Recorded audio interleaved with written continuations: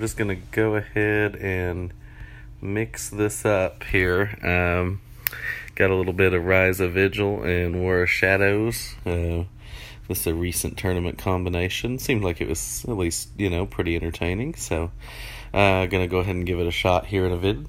I've got an option here between like Watchtower Golem, Ogo Demon Trap. Those are really the only cards I'm considering here. Might think differently if shards were arranged differently, or maybe there was another Lifebound card for like Everbloom Witch. I think I'm just going to go ahead and go with the Demon Trap. More reliable, has a shard with it, can be a runaway thing if you get the energy stuff going.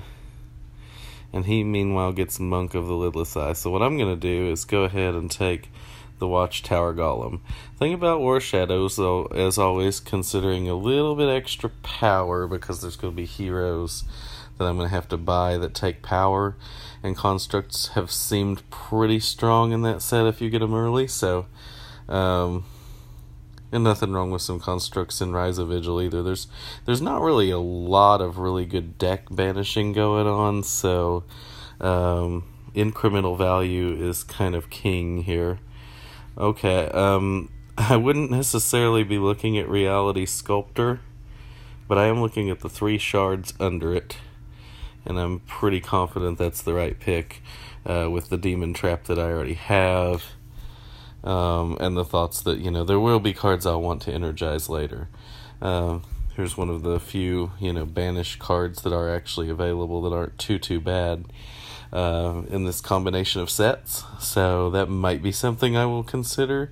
At some point I'm wanting to look at maybe trying to pick up some Mystics. I guess I'm not in a big hurry as long as 3 or 4 rune is good enough. He's going to be drawing a couple extra cards, so he may get a little rune advantage that way, but otherwise he hasn't picked up a bunch of Mystics or anything either. Yeah, I'm going to go ahead and go with the Dark Walker and get Banishing. I think I've already started to build some incremental advantage. I'm going to want to pick up some rune, but, I can do that. I'm going to be a little bit behind in the rune game, but right now we're not really racing to anything anyway. Wild Call Staff is pretty hit or miss. Reactor Shrine's just way up there and needs some Mechonis energy, so we'll see what else pops out. The Witch is one of those cards that's kind of been sitting there by itself. I don't know if that card may last some extended period of time in this game. I'm certainly not in a hurry to go after it. And my opponent has decided to take some heavy infantry, and he's going to compete with me on the monster fight axis. Another thing about the Witch, for me, being in this in a row, as long as he'll just be willing to let it stay there, it's another day card to keep my Watchtower Golem on. So certainly a disincentive for me to pick it up. I'm going to go with a Mystic here. I have a significant head start, I think, in the power game, so I can probably afford to pick up a little rune and try to kind of stretch my advantage there a little bit now, as he's trying to play catch-up with these heavy infantries. He also has the Vanquisher, so he's gone in pretty heavy on the fight. Where's my Banisher at? There we go. It's the card we're looking for. So now I get to Darkwalker Banish, and I can even banish both my Militia from hand if I'd like. Or I could just banish from discard and have 7/9 power if I wanted it.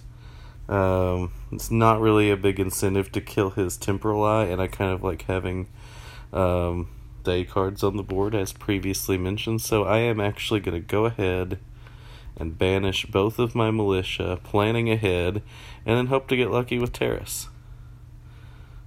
Okay. It's fine. It's certainly fine. I wasn't really looking to add a heavy to my hand, but I'm happy to steal one from his deck, since that is what he's trying to do. So, now, probably going to look at banishing one of my cards again, and I guess I will take an Emberwing Moth. First I'm going to take the Moth and make sure there's not some 3-cost card I just have to have, and there's not. So I'll do some more banishing. And I'm not going to take another heavy here. I think, I've already got a pretty decent power game going without more heavies. And there's nothing out there right now that I'm really excited to try to kill. So I'll just have to accept the fact there's a good chance he may snipe one of my constructs at some point. Looks like I am in the market for either Monk or Starcaller Leotan. I think I can ignore the Wild Call Staff safely, and I cannot get to Reactor Shrine. I think I kind of like the Leotan, because I do have some energy, and I've kind of raced out ahead here. But I'm also banishing pretty well, but that's not a reason not to get the Leotan. It's just one reason the Monk might be better than normal. I'm gonna get the Leotan. I think I can race on ahead and finish this thing off before he gets going too powerful here. So he's got a 5/3, and he'll be picking up the Monk. Interesting he didn't take the Temporal Eye. I may be looking to take the Temporal Eye just to go ahead and get that away from him. Do I want the Lunar Guardian before I shuffle? Not necessarily. I think I can shuffle and see what comes up first. And I get trigger for 3 more honor from the Ogo Demon Trap. It's done that twice now. That is precisely why I'm starting to kind of run away with the honor pool. I'm going to take the Eye first. I don't want him to have it. And now I'll take the Lunar Guardian. I don't want it to be nighttime. Mainly because of my construct, but also because of the potential of maybe him beating the Light of the False Hope. And I'll take a heavy. We're getting down towards the nitty-gritty here. Gonna be drawing my my big life-bound dude here, Leotan, shortly, and taking another big chunk out of the pool. So, time to start maxing. It's gonna be a relatively quick game. Tempting to try to make it night for the Light of the False Hope.